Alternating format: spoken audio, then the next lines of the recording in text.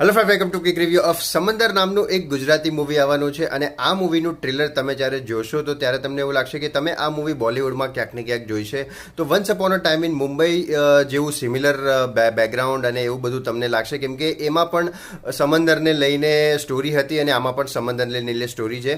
પણ character wise જુઓ તો સુલતાન મિર્ઝા અને આમાં ઉદય અને સલમાનની સ્ટોરી બહુ અલગ છે. હવે આ બે દોસ્તારો હોય છે એટલે મયુર ચૌહાણ અને જગદીત વઢેર આમાં છે.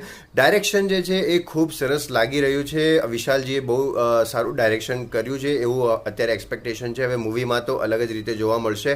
હવે સ્ટોરી આ બે દોસ્તારો છે અને એ સ્મગલિંગ અને માછલીનો બિઝનેસ કરી રહ્યા છે.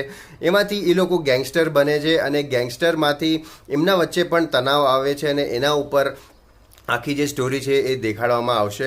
સો મૂવી ઘણું બધું એક્સપેક્ટ કરી રહી છે અને એક આ બહુ મોટી મૂવી બની શકે છે ગુજરાતી માટે. 17 મેના રિલીઝ થવાની જોઈએ.